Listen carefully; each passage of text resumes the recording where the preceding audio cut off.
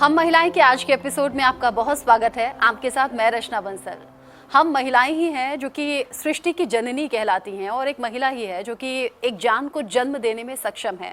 लेकिन बदलते वक्त के साथ कुछ कॉम्प्लिकेशंस होती हैं और महिला अगर सही वक्त पर कंसीव ना करे, वो एक बच्चे को जन्म ना दे पाए, तो फिर तरह तरह की बातें भी सुनती है। लेकिन इन सब परेशानियों को दूर कर रहा है आज के दौर में IVF। ये टेक्नोलॉजी कैसे काम करती है, इसकी ज़रूरत कब पड़ती है, ऐसे तमाम सवाल आज हम एपिसोड में डिस्कस करने वाले हैं। और हमारे साथ हैं जाने माने डॉक्टर, हमारे साथ हैं डॉक्टर रूपाली और हमारे साथ हैं डॉक्टर रचिता। तो आपका बहुत बहुत स्वागत। और पहला सवाल मैं यही पूछूंगी कि पिछले कुछ टाइम में IVF बार बार सुनने को मिलता है, जो कि पहले नहीं मिलता था। पिछले कुछ सालों में ऐसा क्या बदला है कि IVF की ज़रूरत पड़ती है? IVF एक टेक्नोलॉजी है जिससे हम बांझपन यानी इनफर्टिलिटी दूर कर सकते हैं। एक ट्रीटमेंट है। पिछले कुछ सालों में इनफर्टिलिटी का इंसिडेंस बहुत ज़्यादा बढ़ गया है। उसका कारण है लेट मैरिज करना।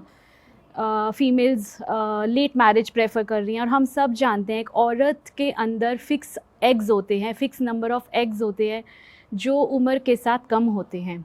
उनका नंबर भी कम होता है और उनकी क्वालिटी भी कम होती है। सो लेट मैरिजेस एक बहुत बड़ा फैक्टर है। इसके अलावा बहुत सारे फैक्टर्स हैं। Unhealthy lifestyle, stressful lifestyle, demanding careers हैं, बहुत ज़्यादा स्ट्रेसफुल करियर्स हैं, unhealthy food habits, unhealthy exercise ना करना, ये सब कारण है कि पिछले कुछ सालों में इनफर्टिलिटी बहुत ज़्यादा राइज कर गई है। आप कह रहे हैं कि पिछले कुछ साल में इनफर्टिलिटी बहुत ज़्यादा बढ़ गई है, लेकिन डॉक्टर रूपाली, इसे ठीक कैसे किया जाए? सबसे पहले तो मैं ये कहूँगी कि एक बहुत ही इम्पॉर्टेंट टॉपिक आज आपने चुना है, क्योंकि हमारे लेवल पे लोगों को एजुकेट करना, लोगों को इस बारे में बताना ज़्यादा ज़रूरी है। क्योंकि ये एक ऐसी प्रॉब्लम है जो काफ़ी ज़्यादा महिलाओं में प्रिवेंटेबल है, यानी कि हो ही ना, उनको ऐसे IVF क्लिनिक्स में जाने की ज़रूरत ही नहीं पड़े अगर वो टाइम पे अपना ध्यान रखें, अपने मतलब दोनों कपल्स को ध्यान रखें। और इसमें सबसे बड़ा फैक्टर आता है एज ऑफ द फीमेल, यानी कि महिला की एज। सो अगर हम इंटरनेशनल लेवल पे देखें, हम वर्ल्ड ओवर लेवल पे देखें, तो अगर आप सिंपली गूगल पे टाइप भी करो कि हाँ जी क्या एज है, उसके बाद जो इनफर्टिलिटी का ट्रीटमेंट का सक्सेस रेट यानी कि का होने का चांस कम हो जाता है, वो है 35 ईयर्स। और इस सब के बाद 35 ईयर्स तो है ही, इस सब के बाद अगर आप इंडियन स्टडीज़ देखो कि भाई इंडियन महिलाओं का क्या है, वो और भी कम है। बट आजकल जो हमारा थॉट प्रोसेस है वो इसलिए, उसका रीज़न ये है कि हमारे खाने में बहुत मिलावट है, हमारा फास्ट फूड खाने का तरीका है, पोल्यूशन है। सो एज सच अगर आप ये कहो कि हाँ जी एक कारण है, वो हम एग्जैक्टली पिन पॉइंट नहीं कर सकते। But yes, there are multiple factors, बहुत सारे छोटे छोटे फैक्टर्स करके हमारी जो इंडियन वुमेन है उनमें एग डिप्लीशन यानी कि एग की क्वालिटी ख़राब होना वो और भी जल्दी होता है। बहुत ज़्यादा ऐसी स्टडीज़ तो नहीं हुई हैं, बट हाँ एक ऐसी कंपैरिजन हुआ था जिसमें स्पेनिश वुमेन को कंपेयर किया गया था, स्पेन की लेडीज़ को इंडियन लेडीज़ को कंपेयर किया था जिसमें बताया गया था कि इंडियन वुमेन ऑलमोस्ट 5-6 साल पीछे हैं, यानी कि उनका रिजर्व उससे जल्दी डिप्लीट हो जाता है। अगर हम कह रहे हैं कि इंटरनेशनल 35 साल है, तो आप खुद सोचो हम कहाँ पे हैं। So it's not the right thing. So हमारी तरफ से ये क्लियर मैसेज होना चाहिए कि every women has a biological clock, यानी कि एक सही समय पे अगर आप सही टाइम पे अपने डिसीजंस ले लेते हैं तो फिर डॉक्टर के पास हमारे पास आने की ज़रूरत ही नहीं है ना। तो इन IVF बढ़ने की ज़रूरत ही नहीं है। अच्छा, कुछ महिलाएं ये भी बात करती हैं कि अभी तो मेनोपॉज आया नहीं, तो क्यों फिर कंसीव करने में प्रॉब्लम हो रही है? क्या इससे कोई रिलेशन है? बहुत ज़्यादा रिलेशन है। अगर मैंने आपको 35 ईयर्स बोला, तो अभी जो करंट एज ऑफ मेनोपॉज यानी कि आजकल की बेसिक एज ऑफ मेनोपॉज है वो अप्रॉक्सीमेटली 50 ईयर्स तक जा रहा है, 48-50 ईयर्स तक जा रहा है। हालांकि प्री मेच्योर मेनोपॉज का भी इंसिडेंस बढ़ रहा है, ठीक है ना, बिकॉज हमारे लाइफस्टाइल्स ऐसे हैं, हम हमेशा फास्ट फूड खाते हैं, बाहर जाना ज़्यादा खाते हैं, जो पोल्यूशन में रहते हैं बाहर, वो सब चीज़ें छोटी छोटी ऐड ऑन करती हैं। But egg quality, egg number, जैसे डॉक्टर साहब ने कहा, plus the risk of anomalies like down syndrome, ये सब चीज़ें बहुत बढ़ जाती हैं। सो जो एक हेल्दी अगर हमें चाहिए बच्चा हेल्दी चाहिए, वो हेल्दी बच्चा का जो सक्सेस रेट है वो कम हो जाता है। सो ये चीज़ें बहुत बहुत इम्पॉर्टेंट है हमारी तरफ से मैसेज जाना कि हाँ जी, सब हर एक चीज़ का एक टाइम है, टाइम पर होनी चाहिए, एक्सरसाइज होनी चाहिए, अच्छी डाइट होनी चाहिए। हालांकि अच्छी डाइट हम बहुत ज़्यादा फुलफिल इसलिए भी नहीं कर पाते क्योंकि हर चीज़ पीछे से ही मिलावटी आ रही है, तो उसमें हम लोग क्या करेंगे। लेकिन इस दौर में जब आईवीएफ इतना ज़्यादा चलन में है, इसके बारे में लोग इतना ज़्यादा बात करने लगे हैं, आप क्या मानती हैं इसके पीछे रीज़न? क्या फीमेल्स पर एक प्रेशर भी रहता है कि भैया शादी हो गई है तो अब बच्चा कर लीजिए, या बच्चा क्यों नहीं हो रहा है, आप फिर ये आईवीएफ का ऑप्शन आप ऑप्ट कीजिए, ऐसा कुछ है क्या? डेफिनेटली इनफर्टिलिटी हमारी हमारी इंडियन सोसाइटी में थोड़ा फीमेल्स के ऊपर प्रेशर ज़्यादा है। एक सोशल स्टिग्मा एसोसिएटेड है, लोग इसके बारे में बात करने में बहुत झिझकते हैं कि बांझपन या इनफर्टिलिटी के बारे में बहुत ज़्यादा साइलेंस मेंटेन करते हैं, और फीमेल्स के ऊपर ये हमारी सोसाइटी में थोड़ा ज़्यादा आ जाता है। बट अगर हम पिछले कुछ सालों में देखें तो एक अच्छी चीज़ भी हो रही है महिलाओं के लिए कि अवेयरनेस बढ़ने के कारण मर्द भी आगे आ रहे हैं इसका ट्रीटमेंट लेने के लिए, क्योंकि मेल इनफर्टिलिटी भी उतनी ही कॉमन है जितनी एक फ़ीमेल बांझपन कॉमन है। सो अगर हम मात्रा में देखें तो 1/3 केसेस इनफर्टिलिटी के फीमेल के कारण होते हैं, 1/3 मेल के कारण होते हैं, 1/3 या तो अनएक्सप्लेन्ड या फिर मेल फीमेल कंबाइंड। अच्छा, मतलब आप कह रही हैं कि ये ज़रूरी नहीं है कि कमी फीमेल में रहे, ये कमी मेल में भी हो सकती है। और पिछले दौर में तो हमने बहुत सुना है, आजकल ये चलन कुछ कम हो गया है, हालांकि गांव देहात में जाएंगे तो शायद आज भी होता होगा कि शादी हुई है, बच्चा नहीं हो रहा है तो मर्द की दूसरी शादी कर दी जाती है, ये बिना जाने कि कमी मर्द में भी हो सकती है। बिल्कुल ठीक कह रहे हैं, बट आजकल ऐसा कम हो गया है। शहरों में नहीं होता है, बट शहरों में हाँ, अभी भी गांव में भी बेटर हो गया है। आई वुड से ऐसा दोबारा शादी नहीं करते हैं, इतना छोटे छोटे शहरों में भी ये नॉलेज आ रही है कि हाँ जी इनफर्टिलिटी का इलाज है। सो आई वुड से एटलीस्ट ये इलाज होना भी बहुत बड़ी बात है। मतलब 20 साल पहले अगर हम देखें, लोगों के पास कुछ था ही नहीं, 20 तो चलो और ज़्यादा, 30 साल पहले लोगों के पास कुछ था नहीं, तब ये दूसरी शादी या फिर अडॉप्शन करना, और वो भी हमारा इंडियन सोसाइटी इतना ओपन नहीं है फॉर अडॉप्शन, कहें कि भाई बच्चा गोद ले लें, वो ओपन नहीं है। तो बेचारे women use to suffer, the couple also use to suffer. It's a couple thing, it's not कि सिर्फ महिला है, सिर्फ आदमी का है, दोनों का ही है। अच्छा, जो व्यूअर्स हमारे साथ जुड़े हुए हैं, और मैं कहूँगी कि सिर्फ महिलाएं नहीं, जो कपल देख रहे हैं और जो अभी तक संतान का सुख नहीं पाए हैं, आईवीएफ पर अगर हम बात करें तो वो प्रोसेस क्या होता है? प्रोसेस से मतलब टाइम क्या लगता है, फीस क्या होती है, और कितना सक्सेसफुल रेट है इसका? सो आईवीएफ के कुछ स्टेप्स हैं। सबसे पहले होता है कि हम फीमेल से एग्स निकालते हैं, जिसमें फ़ीमेल को कुछ इंजेक्शंस दिए जाते हैं रफली 10 डेज़ के लिए, +- 2 डेज़। वो एग्स को रिट्रीव किया जाता है, जिसे बोलते हैं oocyte रिट्रीवल। आईवीएफ लैब में उन एग्स को सेपरेट रखा जाता है और मेल पार्टनर से स्पर्म लिया जाता है। एग और स्पर्म को कंबाइन करने की प्रक्रिया को हम बोलते हैं आईवीएफ। आईवीएफ से ही एक एडवांस टेक्नोलॉजी है जिसे बोलते हैं हम ICSI, जिसके अंदर एग के अंदर स्पर्म को इंजेक्ट कर दिया जाता है। सो एग और स्पर्म मिलाने की प्रक्रिया है आईवीएफ या ICSI। इससे जो एम्ब्रियो तैयार होता है वो 3 से 5 दिन लगते हैं उसको ग्रो करने में, और इस एम्ब्रियो या भ्रूण को वापस विमेन के यूट्रस में इम्प्लांट कर देते हैं, और उसे बोलते हैं एम्ब्रियो ट्रांसफ़र प्रोसीजर, एंड उसके बाद विमेन की प्रेगनेंसी होती है। सो ये आईवीएफ का प्रोसीजर है। पर इसमें मैं ये भी मैसेज देना चाहूँगी हमारे व्यूअर्स को कि सिर्फ इनफर्टिलिटी, बांझपन का ट्रीटमेंट सिर्फ आईवीएफ ही नहीं है, बहुत सारे और भी ट्रीटमेंट हैं। कभी कभी सिंपल ट्रीटमेंट्स से भी कंसेप्शन में हेल्प हो सकती है। सिंपल ट्रीटमेंट यानी मेडिकेशंस देना, उनका एग को मॉनिटर करना अल्ट्रासाउंड से, उनको गाइड करना कि कब हमें कांटेक्ट रखना है, या सिंपल प्रोसीजर होता है एक IUI, इंट्रा यूट्राइन इंसेमिनेशन, जिसमें हम मेल पार्टनर का सीमेन विमेन के यूट्रस में इंसर्ट कर देते हैं।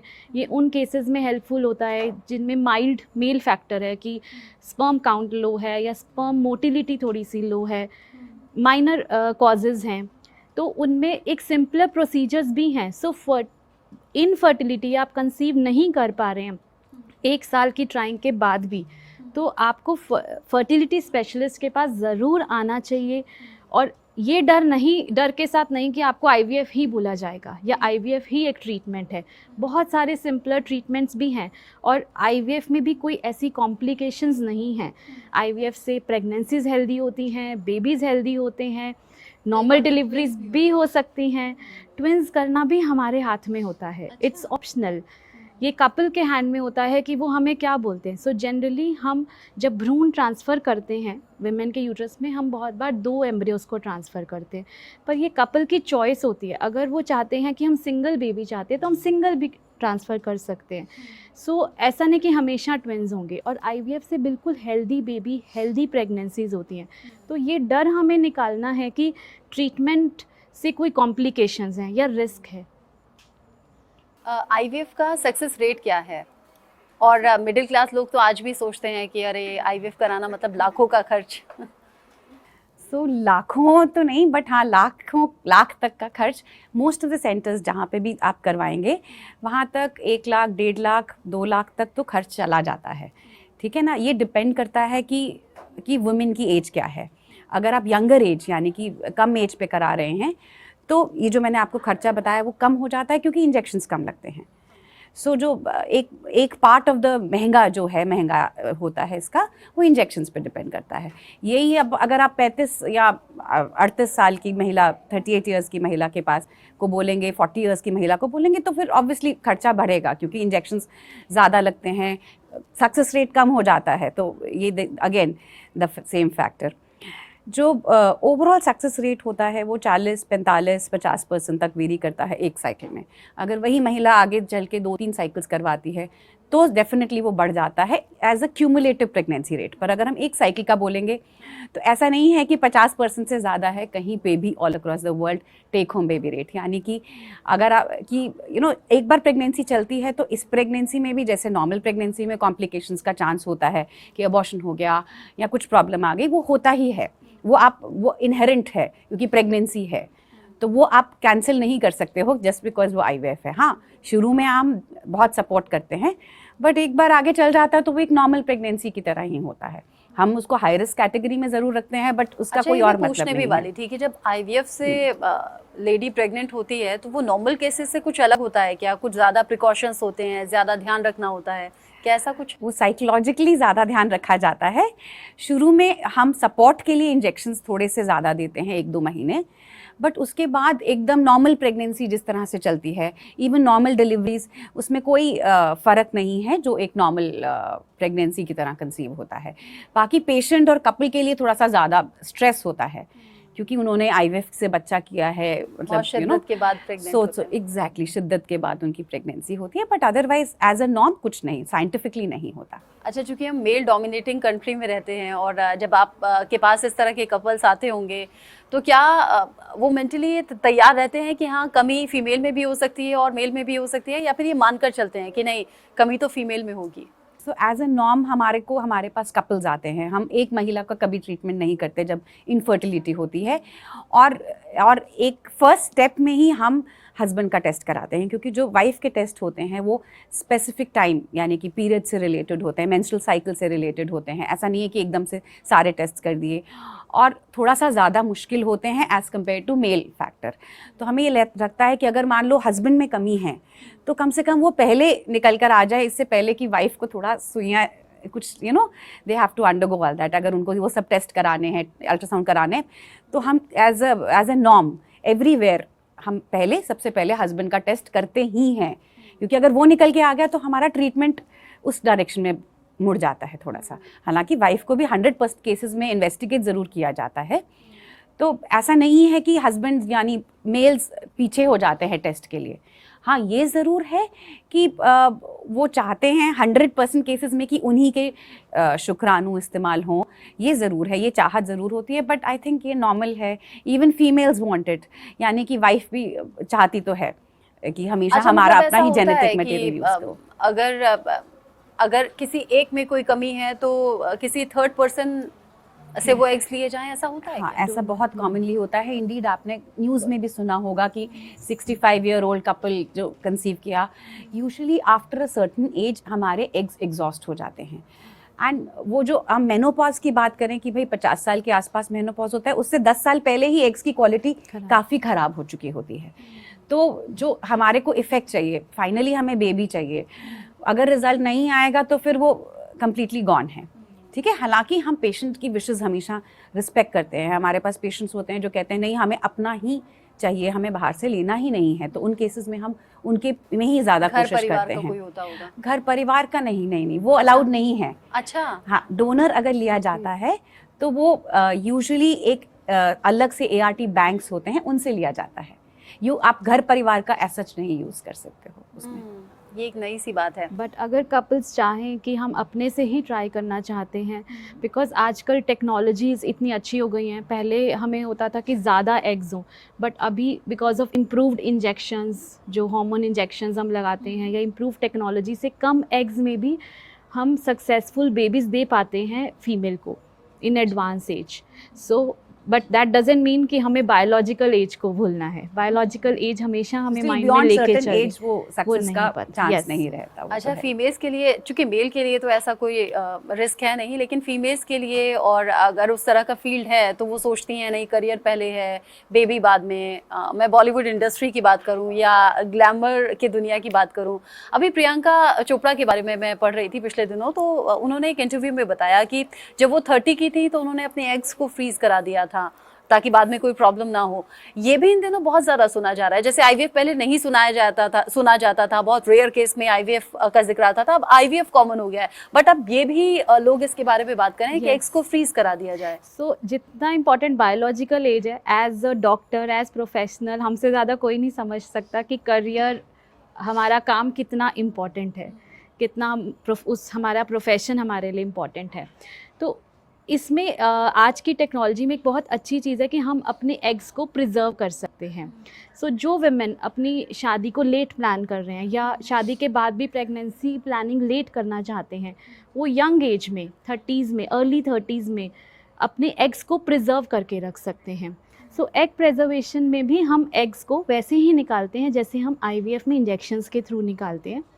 उन एग्स को लैब में रख लिया जाता है फ्रीज करके लिक्विड नाइट्रोजन के थ्रू। इसकी भी कोई लाइफ होती है कि कितना हम कितने भी साल, बट एज पर ICMR हम 10 ईयर्स तक प्रिजर्व कर सकते हैं। यस। और जब भी वो फीमेल रेडी है प्रेगनेंसी के लिए, हम उन एग्स को थॉ करते हैं, उनको निकालते हैं, उसके मेल पार्टनर से एग्स और स्पर्म को कंबाइन करते हैं, और जो एम्ब्रियो बनता है वो हम वुमेन के यूट्रस में ट्रांसफ़र करके प्रेगनेंसी कर सकते हैं। So egg preservation, social egg freezing हम जिसको बोलते हैं, it's a boon for working women, जो अपने करियर को, अपने प्रोफेशन को पीछे नहीं, और छोड़ना भी नहीं चाहिए। एज अ फीमेल मैं खुद इससे बहुत ज़्यादा सपोर्ट करूँगी कि हमें अपने करियर को पीछे नहीं छोड़ना है। और येस, कभी कभी सर्कमस्टांसेस, सिचुएशंस ऐसी लाइफ में होते हैं कि हम नहीं कर सकते प्लान, बट साइंस को यूज करते हैं, हम अपने एग्स को फ्रीज करके रख सकते हैं। अब मेरा सवाल फिर आएगा, newest thing in gender equality, this is like why should women, मतलब महिलाएं क्यों पीछे रहे अपने काम में? जस्ट बिकॉज उनको फैमिली करनी है तो वो क्यों फोकस करें? और आजकल अगर आप यंग कपल्स की तरफ देखोगे तो कोई भी 35 साल से पहले बच्चा नहीं करना चाहता, शादी के 5 साल से पहले बच्चा नहीं करना चाहता। और अगर आप अमेरिकन गाइडलाइंस देखो, हमारे कंट्री में तो ऐसा गाइडलाइंस नहीं है। The right age of egg preservation is late 20s. Can you believe it? मतलब यानी कि 28-29 की महिलाओं को for a good result, good outcome आप उस एज पे करो। But that's the way it is, you know. हमारे कंट्री में आप 28-29 की महिलाओं को, स्पेशली सिटीज़ में, एग प्रिजर्वेशन की बात नहीं कर सकते हो। But yes, people are coming forward. तो हमारी तरफ से ये बहुत क्लियर हो जाना चाहिए कि ये एक बहुत अच्छी चीज़ है, इन द सेंस मतलब एक ऐसी चीज़ है जिससे एटलीस्ट लेटर ऑन उनके एक, you know, they can focus on their careers for once in a while. Indeed Google, Facebook, ऐसी बड़ी बड़ी companies have started giving perks अपने फीमेल एम्प्लॉयज़ को, जो हैं कि आप अपने एग्स प्रिजर्व करवा लो, उसके बाद आप आओ काम पे। तो जब प्लान करो, प्लान कर लो, ठीक है ना? अच्छा, यहाँ जो व्यूअर्स सुन रहे होंगे, और ख़ास तौर से जो फीमेल्स होंगी और वर्किंग वुमेन होंगी, वो सुन रहे होंगे तो सोच रहे होंगे हाँ ये ऑप्शन अच्छा है, बट यहाँ फिर मैं पूछूंगी कि यहाँ क्या IVF से ज़्यादा खर्चा आएगा? नहीं, तो ओवरऑल जो खर्चा होता है वो IVF से कम होता है। जो ड्यूरेशन ऑफ ट्रीटमेंट है even an IVF, you know, वो भी सिर्फ 10-12 दिनों का है। इंजेक्शंस जो लगते हैं वो पेट पे लगते हैं। जो पेट वाले इंजेक्शंस होते हैं वो प्रैक्टिकली सेल्फ एडमिनिस्टर्ड, जैसे कि इंसुलिन इंजेक्शंस लोग खुद लगाते हैं, वो ऐसे कन्वीनियंट वाले इंजेक्शंस होते हैं। जो महिलाएं काम कर रही होते हैं, हम उनको ये नहीं बोलते कि छुट्टी लो, सिर्फ एक दिन छुट्टी लो, लास्ट दिन जिस दिन आपको 5 घंटे का एडमिशन होगा, जिस दिन प्रोसीजर होगा, बाकी आप अपना रूटीन ऑफिस का काम करते रहो, बीच में लंच टाइम पे आके अपना अल्ट्रासाउंड करवा के चले जाओ, अपनी इंजेक्शंस ले लो, और वो भी सिर्फ 4-5 बार आना है। कहने को ये नहीं है कि रोज़ आपको आने की ज़रूरत है hospital. So in a way it's very convenient. कहने को ऐसा नहीं है कि आपकी लाइफस्टाइल बहुत ज़्यादा डिस्टर्ब हो जाएगी। मुझे लगता है हम महिलाएं के जितने भी दर्शक होंगे, और आज तो मैं कहूँगी स्पेशली महिलाएं नहीं बल्कि पुरुष भी, और कपल जब देख रहे होंगे, उनकी बहुत सी प्रॉब्लम्स का सोल्यूशन उन्हें घर बैठे मिल गया होगा, बहुत से डाउट्स क्लियर हो गए होंगे। हम महिलाएं के दर्शकों को आखिरी मैसेज आप क्या देंगे, एक एक करके? आप पहले, डॉक्टर रूपाली। महिलाओं को, बल्कि कपल्स को मैं ये कहूँगी कि अगर बच्चा प्लान करना है, क्योंकि आजकल थोड़े से लोग ऐसे भी हैं जो नहीं प्लान करना चाहते हैं, हर एक चीज़ की एक राइट एज होती है, सही वक्त होता है। डॉक्टर रचिता। सो मैं व्यूअर से ये कहना चाहूँगी कि इनफर्टिलिटी एक डर के नहीं बैठना है, सोशल स्टिग्मा, लोगों से डरना नहीं है, सोसाइटी से डरना नहीं है। इनफैक्ट जो कपल्स अकेले इससे जूझ रहे हैं, स्ट्रगल कर रहे हैं, उनको सामने आना है, फर्टिलिटी स्पेशलिस्ट से बात करनी है, इसमें कोई डरना नहीं है। मुझे ऐसा लग रहा है कि अगर सोल्यूशन आपके ज़रिए लोगों को मिल रहा है तो इससे बेहतर कोई बात नहीं है, क्योंकि जहाँ प्रॉब्लम होती है वहाँ सोल्यूशन भी होता है, और हम महिलाएं के दर्शकों ने अपनी हर प्रॉब्लम का सोल्यूशन आज आपके ज़रिए पा लिया होगा। आप दोनों का बहुत बहुत शुक्रिया आज इस खास एपिसोड में आने के लिए।